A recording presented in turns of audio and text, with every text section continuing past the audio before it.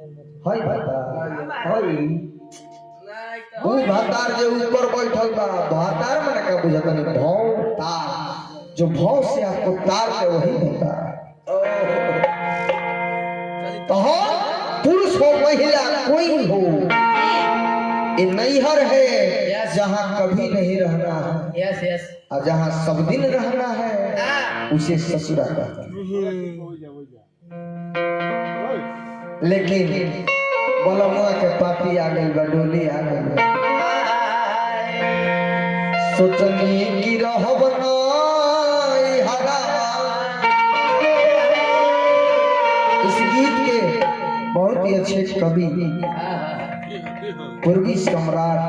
महेंद्र नसीब जी ने गावे खातिर तो बहुत तेरे लोग आओ सभे गावे लेकिन भिखारी ठाकुर महेंद्र मिश्री ये लोग ऐसे धरोहर हैं छपरा जिला के कुतुबपुर दियर डोरीगंज पुल के नीचे कुतुबपुर दियर में हम लोग जाते हैं कार्यक्रम करने।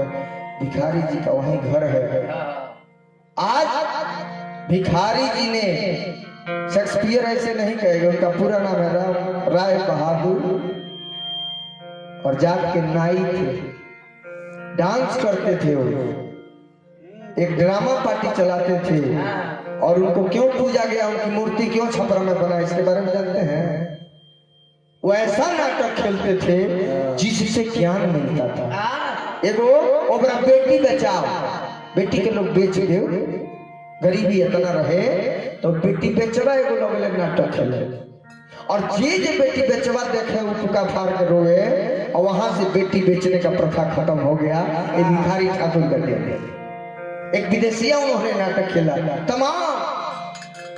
गीत दिया वो भी कवि थे भिखारी ठाकुर और एक और कवि थे स्वर्गीय सिंहासन ठाकुर के बेटा रहे स्वर्गीय गायत्री ठाकुर।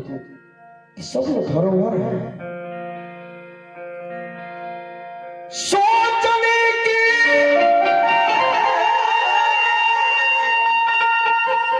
रहब नहीं हरावा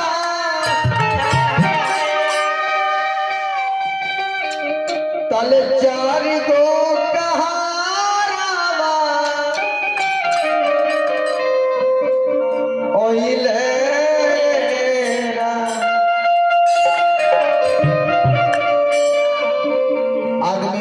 चाहता नहीं है लेकिन क्या करिएगा जब बुलावा आ जाएगा तो जाना पड़ेगा।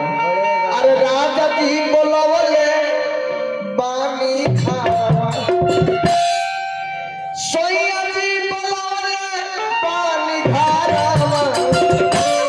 सारी गो कहारावा अइले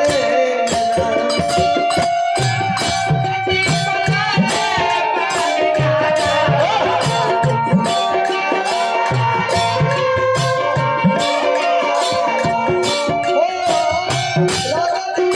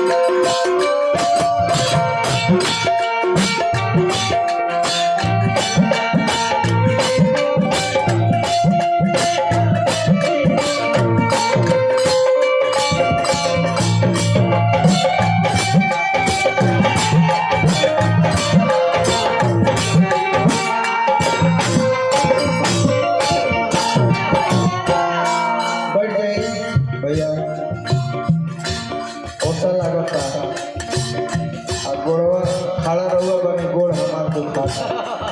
ये न प्रेम तने गौर करी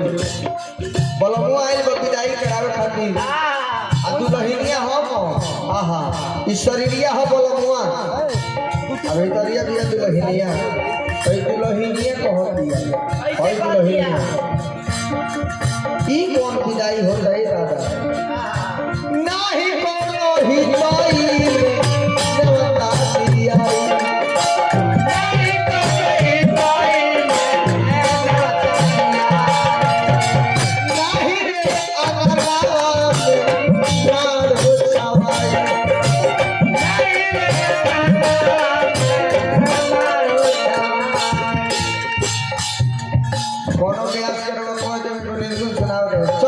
धीरे जात रहे धीरे धीरे आखी दसनी सॉरी के जोर लगा बात कुछ नहीं स्वप्न में तो विचार में रखे खेती नदी के तीरे हो करे विष्णु बाबा ला मर है नहीं को हितई में नौता दियाई हाजी नहीं रहेगा नवा में मारो छवाई माइयो ना देलिया कवरवा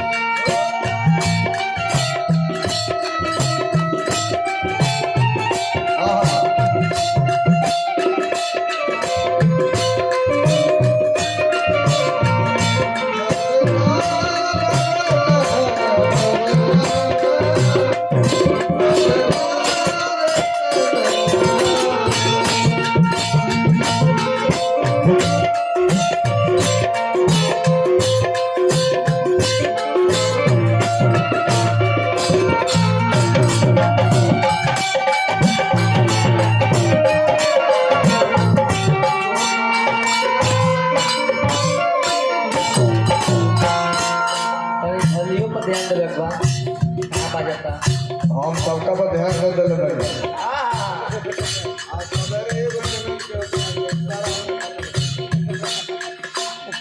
बिहने औरंगाबाद में हम देखो कि तरकारी का बाद आगे पता लगा खेलना ए बबुआ कैसन विदाई होता ऐसा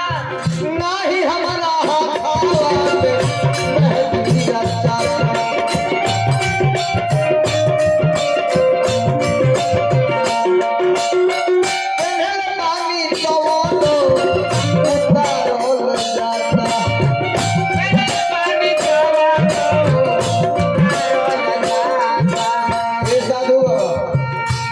कौन विदाई है न मेहंदी रचाई कपड़ा तो पहले वाले वो खोल जाता सुभाष भैया हे सुभाष भैया हे सुभाष भैया आई हो जाता और यहाँ होता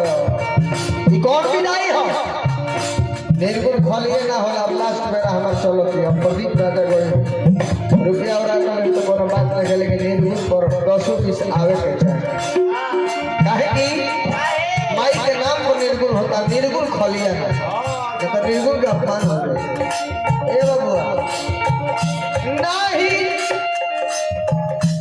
हमारा हाथा में मेहदी राजा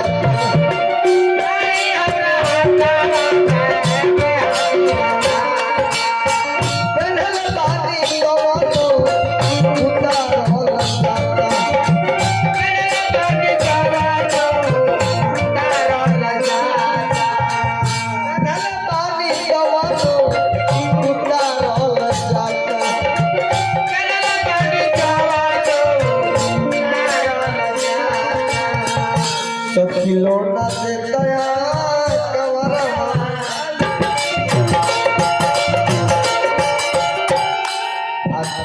दीनानाथ जी घर में थे बलराम जी के रुपये आए दोनों भाई के लगे मंटू जी का सुभाष जी के तो सामने से मिलता लेकिन एगो बेटा के दीनानाथ जी के नाम आयल हो लगे आयल हो इनका लगाए हम लगे के मन चल गए अच्छा मन नहीं रहो बात के मानिए कि लड़को बात अब देख के चल गए और क्या है घर बका अच्छा होने पर कौन बात एक बार हुआ आ जाता अब हमने के विदाई है बाबू जी की एने निर्गुण का बाद विदाई होई हमने एक बार आ जाए तो ठीक है ए बबुआ निर्गुण चलो दिया सब खिलौना देता है कवरा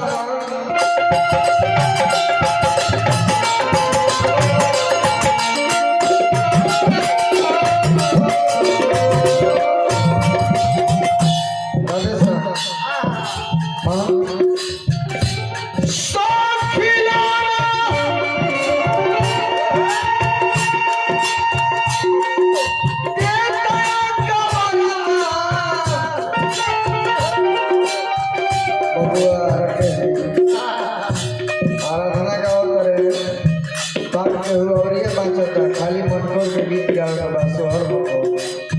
ओगो पार्टी बार चल हम 8 घंटा रोज बेरात नहीं ध्यान दो आज 7 तारीख से गावो अभी 28 ले गावो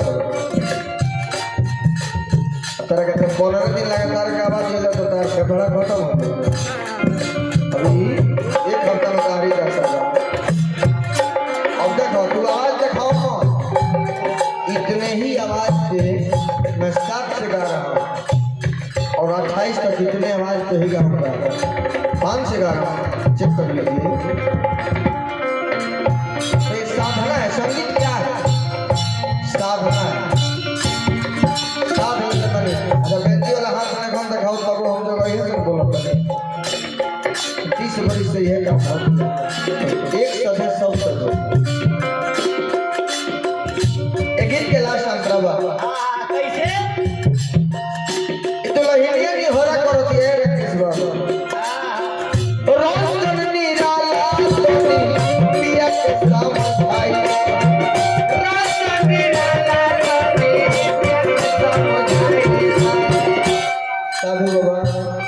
टेंशन मत ली पैसा नहीं खत्म ना ले भले रे फरमाइश कर ले काहे कि और पैसा हम लगा ले दिया चुकल को 50 हम साधु बाबा के परेशान ना करो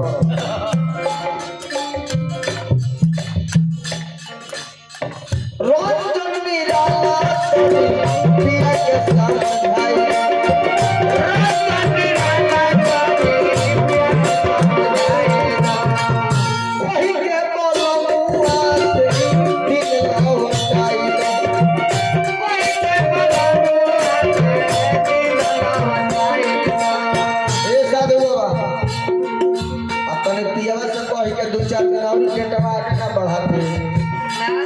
जाए वाला डेटवा 2-4 दिन और बढ़ में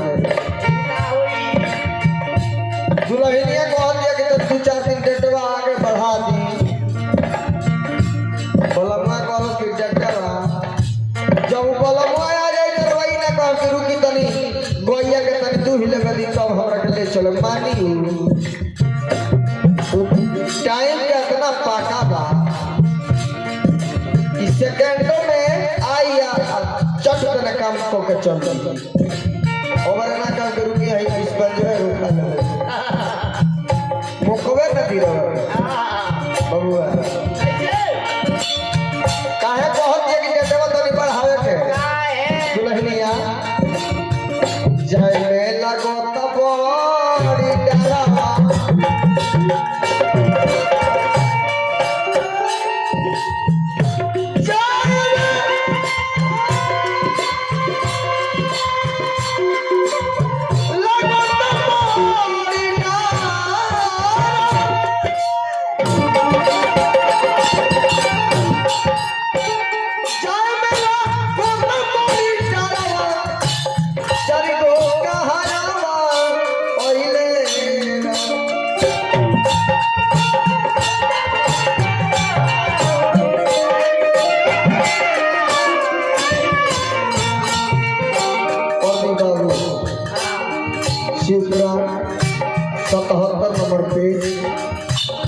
जो लड़का पसेना से जन्म लिया उस लड़के का नाम था भौ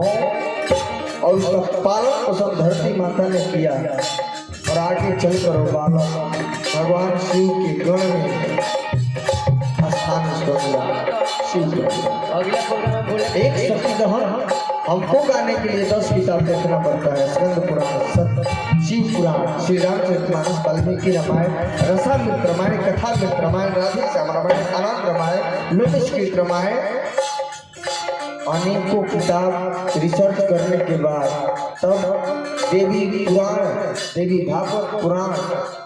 श्रीमद् भागवत पुराण सब में सत्य कहना 1% में 10 किताब से गाता हूँ। तो अब किस मोड़ के लिए अभी गाँव में देवी भागवत से शिव पुराण लगे तू खोजबो कि शिव पुराण अरे देवी भागवत आ गई बतिए नहीं काट देवो पहले हमारा शिव पुराण खुल जाए भेज देवो कोई बराबर खेले और जब फेर में 1% 10 किताब से मैं गाता हूँ। कब हमारे पक्ष की अबे जे छोड़ दे कि पसंद से लड़का भाई सतिए तो फरमाइश आ गई वीरेंद्र चौहान समर्थी बोला रहे सिवान में कॉलेज सरस्वती दहन का ये हमारा भाजा में गए हम एक बार तक माई थोड़े का ये भगवान शिव और सती कैलाश पर्वत में विराजमान है। 52 पुराण की बात है। अचानक आंधी तूफान आया, पानी गिरने लगा और सती गीला हो गई। कहली कि दुनिया के लोग के महल अटारी दिले हमने कहा सब पत्थर पर आधी बर्फ सब जगह पर गिरता है। एगो सुंदर रहे का महल बनवा दी। भगवान शिव कहले कि बरखा बुनी से ले रहा गइलू ये बारिश कहाँ से होता है? बादल से बारिश आ रहा है, बदरी से तो कहो बदरी से पानी आ रहा है। तो चलो सती अब हमनी के कैलाश पर्वत छोड़े अब चलो हमनी के बदरी के ऊपर स्थान बना के रहल जाए। अच्छा तो डगरिया अरे भइले नारे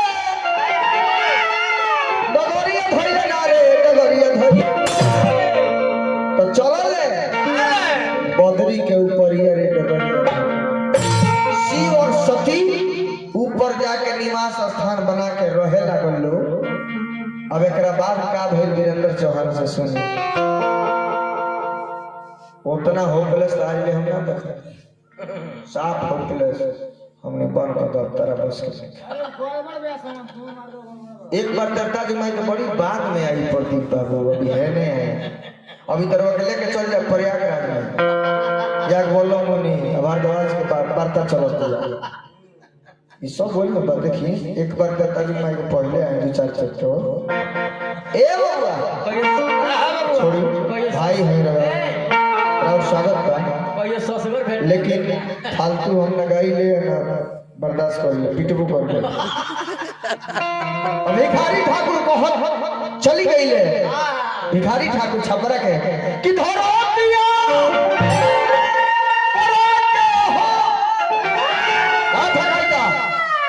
डफर में आओ अरे धरो दिया परा के आ कहां के रहल बा तो धरो दिया परा के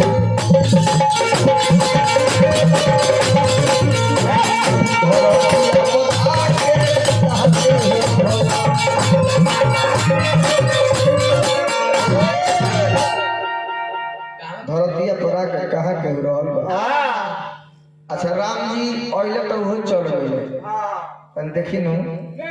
राम गइले लक्ष्मण गइले गइली सीता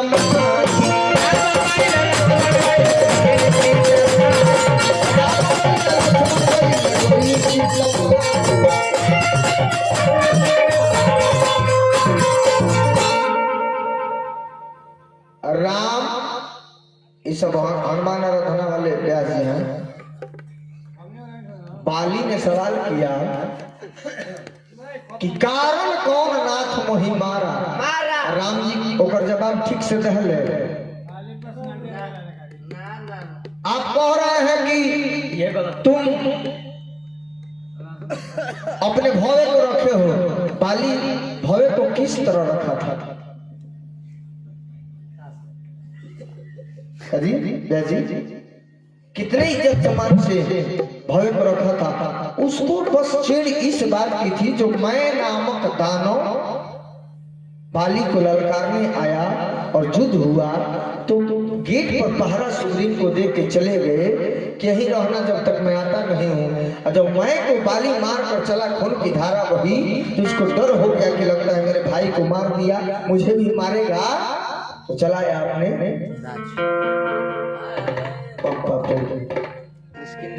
वो है ऋषिमुख पर्वत, किष्किंधा पर्वत, दो पर्वत जब लगी है। किष्किंधा में जब आया तो उसको राज तिलक दिया गया। आज जैसे राज तिलक का मुकुट अभी पहरा जाता है प्रदीप बाबू तले बाली चली गई, क्रोध हो गई कि जाना तो हमारे में नहीं देखा राजा बने खातिर चले गए। उसी लिए उसने विद्रोह किया और उसके सुग्रीव के पत्नी को रख दिया, लेकिन इज्जत के साथ रखा। तो आप कहते हैं कि तुम भवे को रख दिए, नहीं, ये जवाब नहीं। राम ने गलती की थी, इसे इसको एक्सेप्ट करना पड़ेगा। राम जी को गलती क्यों की, बुलाई उनका क्या पूछा उसने कि कारण कौन नाथ मोहि मारा। मैं बैरी और सुग्रीव प्यारा, आप उससे मित्रता किए हैं भगेड़ा से। अरे महाराज, एक बार आप कहे होते बाली से, जिस रावण की आप बात कर रहे हैं उसको 6 महीना कांख में हमने दाब के रखा था, एक बार कहते उस रावण से सीता को लेके मैं चला, लेकिन आप हमसे बैर करके भगेड़ू से दोस्ती किए। वही वरदान देते हैं राम जी, कहते हैं कि गलती हमसे हुई है, एक्सेप्ट करता हूँ, अगले जन्म में इसका बदला लिया जाएगा। वही बाली द्वापर युग में जरा नाम का बहेलिया बनता है, वही राम कृष्ण बनते हैं। और प्रभास क्षेत्र में भगवान कृष्ण जब सोए रहते हैं तो जरा बाण मारता है, आगे के तारू में लगता है, वही भगवान कृष्ण का मृत्यु है। राम गइले लक्ष्मण गइले, गइली सीता माई, रामायण रोगा गइले, चौपाई सब रोगा याद बा, तनी रिसर्च करो। आदि शक्ति जगदम्बा रहली सीता जी, रावण यदि आदि शक्ति ओरिजिनल सीता के छू दी खाली और जोर के राखी हो गए, ओहु बड़ा राजनीति रहे, ओहु बड़ा। तो राम जी लगले सोचे कि यदि सीता के पंचवटी से उठा के यदि रावण लेके जाए तो जोर के रखी हुई है, तब तो सीता के लेवल लग जाएगी, सीता के द्वारा रावण की मृत्यु। तो हमरा से कोनो फायदा, हमारा नाम तो चली ना दुनिया में, हमारा पूजा कैसे हो। इसीलिए भगवान राम ने क्या किया प्रदीप बाबू, सीता को अग्नि में प्रवेश करा दिया, कहा कि ओरिजिनल 14 डुप्लीकेट का प्रभाव रावण पर ना पड़े, और एक छाया यानी कि प्रतिबिंब सीता का दूसरा रूप पंचवटी में आ गया, उसी को चोरी किया। और वही रावण वही सीता को लेकर राम जी मतलब अयोध्या गए हैं, वही सीता पाताल लोक में गई है, वही सीता का फिर वनवास हुआ डुप्लीकेट के। ओरिजिनल अभी अग्नि में गई, ध्यान दीजिए, जिसको रावण लेके गया था वही न गई अयोध्या में, और फिर वनवास भी हो गया। तो थोड़ा गौर कीजिएगा, सीता जगह से विवाह हुए राम जी के, जनक के जन बेटी रहली, उ तो अग्नि में समा गई, आ डुप्लीकेट सीता के चक दे रावण चोराइए ले गई, आ 14 बरिस वन में रह मतलब अब फिर जैसे अयोध्या में आईली आ तले चक्कर पर बनवास हो गई तो संपर्क कहिया भइल कि लव कुश के जन्म हो गई। हां तो देखे के बाद पूछो थोड़े पर यार, इसको थोड़ा खोजिए प्रदीप भाई, खोजिए आखिर राम और सीता का मिलन कब हुआ कि लव कुश का जन्म हो गया गर्भरा में? बोलते नहीं कौन सोचा वाला बात भाई। अच्छा ठीक है, मान लिए हो गया, लेकिन जिसके साथ साथ फेरे लिए थे राम जी ने सीता के साथ, वो सीता अग्नि में थी, तो ये जो सीता थी डुप्लीकेट, उनको तो लक्षण लग गया कि एक धोबी ने लक्षण लगा दिया ये राम ना हो। इतना दिन रावण सीता का रखेला लिया के रानी बनाने जाते रहे और सीता के वनवास हो गई। ठीक बा, सीता वही पताल लोक में चल गई, वो ठीक बा, लेकिन जिसके साथ उन्होंने शादी रचाया था, जिनको अग्नि में प्रवेश कराया था,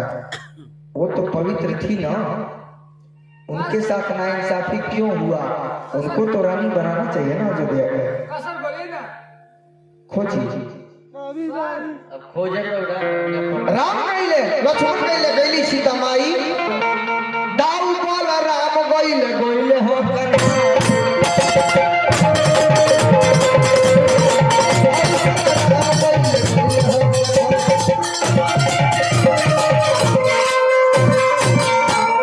जिस सत्यवादी राजा हरिश्चंद्र रहे, अपना जीवन में आज झूठ ना बोले, वो कहा बड़े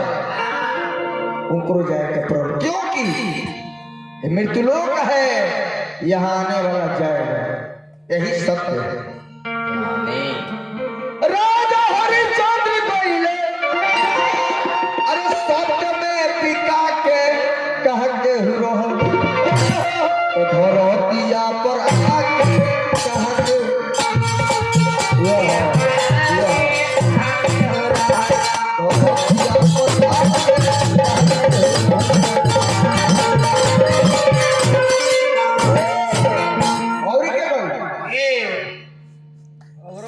ब्रह्मा के बेटा मरीचि, मरीचि के बेटा कश्यप, कश्यप के 13 गो बियाह भइल रहे दक्ष के बेटी से।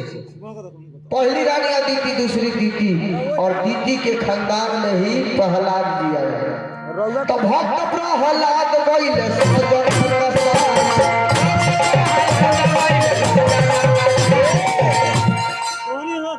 श्याम श्याम जपते जपते गइली